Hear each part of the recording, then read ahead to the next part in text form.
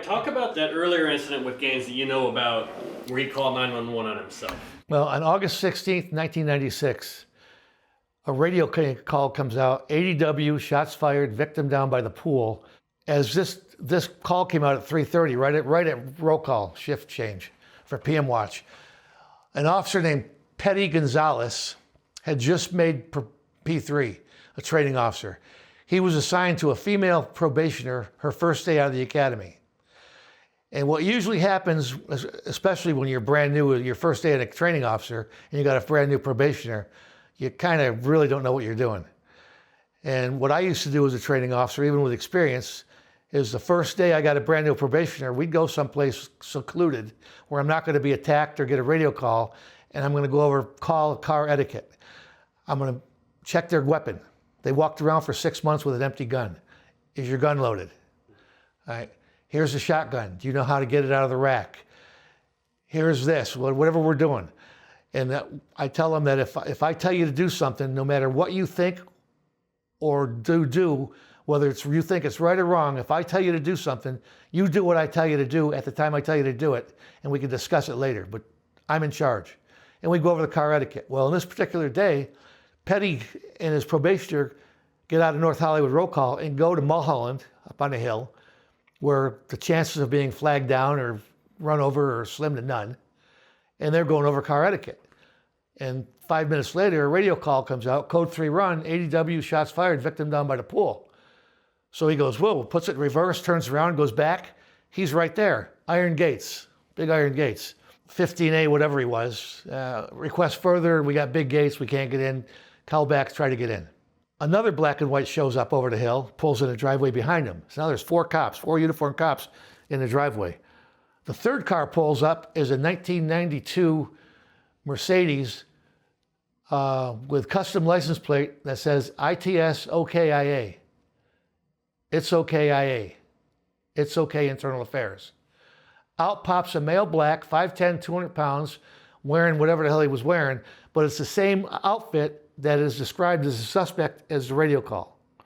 He pops out, this is my house, what do you motherfuckers do in my house? And he's going off the thing.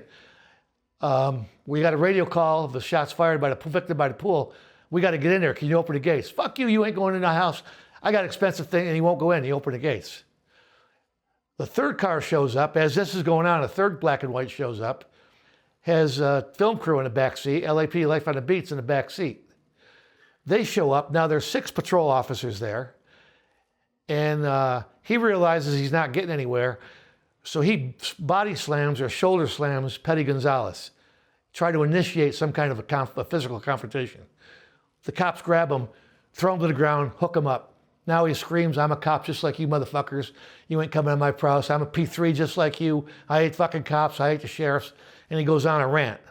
They don't go in. They still don't go in the building, which baffles me. If I was running that show, I'd have hooked his ass up, went back to his car and pushed the clicker and went in. We still got a radio call of an ADW in progress, victim down by the pool with shots fired. What was ADW stand? Assault with a deadly weapon. So they didn't know if it was true or not, but they waited. Because he was so adamant and didn't want anybody in his property, they requested a lieutenant. The lieutenant showed up from North Hollywood, and this fires me up. This isn't in the reports, but this is factual based on speaking to the officers that were there. The lieutenant went to each officer that went in the property to check for the ADW and asked them to empty their pockets because Gaines said he had expensive things and a lot of stuff in there he didn't want cops in there, he didn't trust anybody.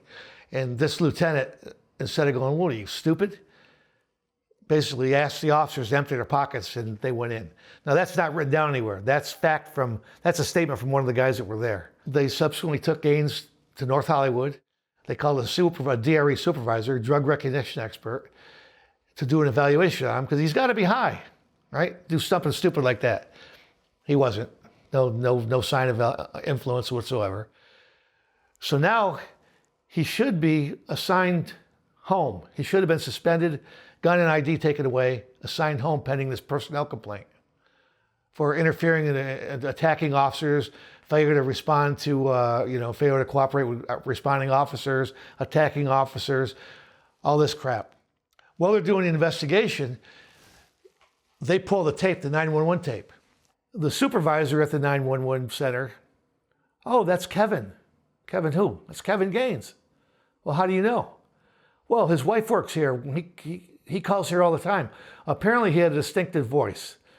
So they did a voice analysis, and sure enough, Kevin Gaines called 911 on himself, described himself as a suspect in an ADW, and ironically, he called from a bank of phone booths at the gas station at Regal Place in Cahuenga, about 20 feet from where I killed him.